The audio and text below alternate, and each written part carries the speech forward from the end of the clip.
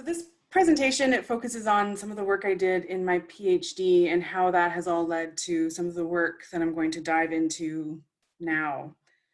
The main focus of my research during my PhD was on people preparing and prepping for a crisis, which makes now very interesting to me and hearing what they're all up to now. But I did a lot on the contribution that the maker movement specifically has on transition to local and informal economies. The maker movement, just if anyone is wondering, I always assume more people know than do, is a revival of the arts and crafts movement, which was largely characterized as anti-industrial, or at least as a reaction against the rise of industrial production. So John Ruskin was a major figure at the time, and he saw the new technologies of manufacturing as a radically transformative force for the worse. And he argued that the new norm of machine manufactured goods was missing the imperfection of handiwork that provides a warmth of life. Same with art and architecture in lots of different ways of life. So now pre-industrial craft ideals from people like John Ruskin and William Morris and others in the movement are being taken up in a late capitalist context. The resurgence of making comes at the same time as the increasing popularity of online marketplaces and online sharing economies and a call for more open source materials. In 2016, which is around the time that I was doing some of this research, roughly half of American adults were already calling themselves makers, as there was this huge increased awareness of how broad making can be and how inclusive it really is. Makerspaces, in a way, have existed for a very long time, from stonemasonry and blacksmithing. And then today we have wood shops and home economic centers and model shops, and people are cooks and canners and working in computer labs. And so it's popping up in a lot of different ways. The growing movement of makers represents a real challenge to the larger capitalist system, as it doesn't follow traditional production chains. But more specifically and interestingly to me, it also counteracts alienation from work, and from community, and improves self-esteem, while also improving overall resilience of individuals and communities to change. So as we deal with growing environmental concerns and the rising costs of what were once cheap goods, they're not really cheap anymore, makers fill this economic niche that positively contributes to individual and collective psychology and to this new economy. Makers are reclaiming production, and they deny the formal economy their participation. So by making and repairing and hacking products, they interrupt the formal economy and empower members to take control of the process of production and to de-alienate the process of production. And the means of production has always held a lot of power in how societies function. So in my research, I wanted to unravel all of these connections that are tied up in maker culture, and I did it in two different contexts. One that was very disembedded from land and community, and in another context that was very much embedded in land and community. So the disembedded research was basically just a series of workshops with around 70 people at different ones. The first one was we built what was called a power cube with open source ecology. If you haven't heard of them, they're actually pretty cool and deserve a Google. They claim to be able to rebuild society from scratch with their set of farm equipment blueprints. So we did metalworking with them, welding, grinding, and CAD design. We built gumball machines with a bunch of kids aged 7 to 12, which was pretty fun, seeing kids learn how to use woodworking power tools, and that you can actually trust them to do a lot more than what you might originally think. We also did handbag repair, sewing, and repairing clothes as well. And then another workshop on electronic wearables. So using Arduino and programming to make little buttons and stuff. And then the more embedded one that I did, I wasn't really satisfied with that research. And so I went to PEI for a few months and interviewed and hung out with around 50 makers. They were all women, except for one. Mostly older and mostly retired. They almost all had kids, but they were, older and had moved on to other places in Canada mostly. So the differences were really stark. The embedded maker community was more of a community. They were more concerned about environmental issues. They had a strong local economy where they were trading their goods for consumable goods and other things. And so they didn't have to go to traditional markets to get food because they would trade their handmade goods for food at either at the farmer's market or just with their neighbors. But overall, there were some basic outcomes that were pretty cool. Making is associated with self-esteem, and this study supported that. 91% associated making with a sense of accomplishment and feeling good. They all claim to be above average, to have above average environmental concern, which I think if you ask people, you generally find that people think they have above average environmental concern.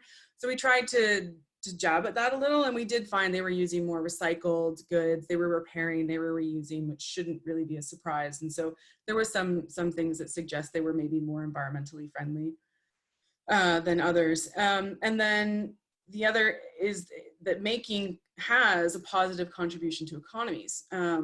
First, in PEI, they were contributing to a local informal economy of barter and trading and gifting, but also they contributed quite a lot to things like tourism. And in the second example with the disembedded group, I focused a lot in Kitchener, which is where I live. They have a campaign here called the Make It Kitchener campaign, which is basically their underlying economic strategy. It's pretty neat. It focuses on making and maker spaces to assist in the transition from a heavy industrial city to more of a high-tech service industry and helping people sort of catch up in that sector. So the outcomes of this past study suggest that maker culture can potentially provide widely appealing alternatives to consumer culture that's wide-reaching and is a seemingly innocuous sustainability strategy. People in Kitchener don't know that the Make It Kitchener campaign is actually an environmental strategy, which is pretty interesting. But what grabbed my attention is that is that in maker culture, it improves the children's self-esteem, that kids were empowered, that they were interested, that they were creative, that it seemed to be strengthening their resilience. They wanted to repair things. It's linked to improvements in their mental health, while teaching them how to do things that we have to teach kids how to do, like math and engineering and design and art. Part of my interest in that outcome is likely because I had a baby at the time when I was doing my research, the bigger one on the side there. So I almost immediately switched from the theoretical implications of the research I was doing to real world ones. And my main priority became and remains contributing to a more resilient future for our youngest generation. I think that we owe them some creativity in our education, in our health systems, and in our economic systems. And that's exemplified in our current situation of this global pandemic, potentially threatening a lot of our supply, and not potentially, it is threatening supply chains and work chains. It's an excellent example really of how we need to prepare kids to deal with turbulence and rapid change and emotionally upsetting behaviors. So taking these lessons learned, I was led to a very clear next step relating to major implications on education design. Current elementary educational practices in Canada, and I assume it's very similar in the US and probably across the pond as well, reflect a commitment to the idea of the individual agent who's able to effectively engage with civil society and the market economy. So the primary objective is to equip individuals with skills and competencies necessary to be good little workers and good little citizens. So if we hope to transition into the ecozoic, we need to teach kids resilience and skills and how to be flexible and prepare for these turbulent and uncertain futures. So my first step was to approach the Ontario Ministry of Education. I tried to argue for a maker curriculum in the Ontario school system. There's some schools have maker spaces, but the education system, at least here in Ontario, is very conservative and oddly, I guess it's not oddly, but they're also very resistant to any kind of change. So my next step was to go to Eco Schools Canada, which I thought I'd have a better chance with. They have a cross-Canada program to turn schools into eco schools using different kinds of initiatives. But they couldn't see, even after meeting with them, how a maker curriculum would contribute to sustainability, not enough to make it, part of their overall national program. But it just so happens that a close friend of mine runs a small private school at the northern edge of Guelph. It's called the Wellington Hall Academy. And it just so happens that the building is, the school is in, is on the grounds of the Ignatius Jesuit Center. It's a 500-acre property with retreat centers, old growth forest protection, alternative health centers, and a fully functioning farm, community garden plots, and a CSA. It also just so happens that she's getting a little bit older. The principal at the school is getting a bit older. So she's lost some stamina and passion for the school, and the numbers have started to slip a little. And it just so happens that she asked me if I had any ideas for a new way to market the school, and if I knew any science teachers. It was sort of serendipitous. So in a couple days, I sent her a new curriculum for a K-8 science program based around making and agriculture, and told her I would teach it. As soon as we announced it, we got a lot of interest from existing parents and new parents who would like to join in September. Moms who want to do cooking classes, run repair cafes, teach kids crocheting, knitting, needle felting, and a whole bunch more. So I decided to make it a bit more formal. So I geared up with the Ontario Rural Skills Network and the Mindful Makers Kid Program in Waterloo, and the Waterloo Institute for Social Innovation and Resilience on a new research project that we're calling The Revolution Will Be Handmade. So in this project, we'll see how attitudes, behaviors, and opinions change in students and parents over the next 10 years, hopefully.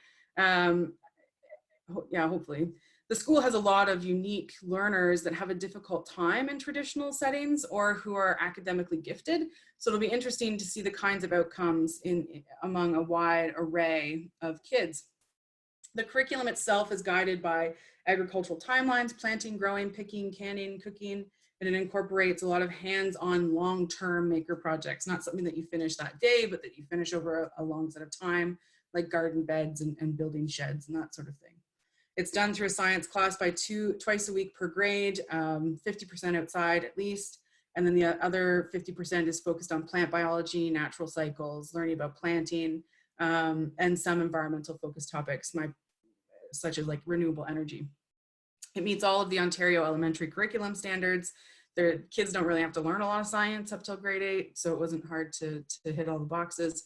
And it also meets all the requirements to be a gold level eco school, so we'll apply for that designation in January, and I expect that we will get it without a lot of problems, even just because of the setting that we're in and that we're so close to the, it's basically a big conservation space with a farm. So I'm hoping that this research will, take off and be interesting and have some good contributions, mainly to the development of municipal strategies toward a mutually beneficial community environment relationship, but also insights regarding education and production-based strategies for enhancing, well-being, community resilience, and ecological sustainability by demonstrating the strong interrelationship between a number of things that I've seen connected for a long time: skill revival, peer production, open source, mental health, and new approaches to education, to ecological education.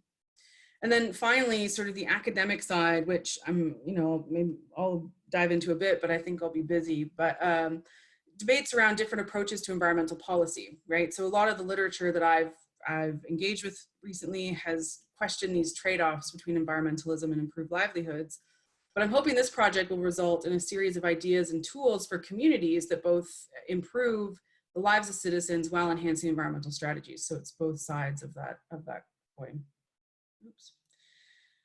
So our matrices for success can't be job security and readiness to work, obviously, but instead how many kids are receiving outdoor education, how many have skills to build, the ability and will to repair, creativity to design and adapt, and how curious are they? I do really think that the revolution will be handmade. We just need to train all of our littlest hands on how to make it. And as an extension of that, I think, need to embrace prefigurative politics, that for our kids and youth to have the kind of future that we know is possible and that we want, we have to start living it deeply in every area of our life. So for me, this is no longer research-based, really. It's taking my research into the world to make one small part of it a little bit better. And hopefully it'll also have a curriculum and community municipality strategy that can be handed to other people. And I'm driven by Ruskin's original sort of criticism, but I'm hoping that he would see the technologies of community manufacturing and open source as radically transformative as well, but this time for the better. Thanks.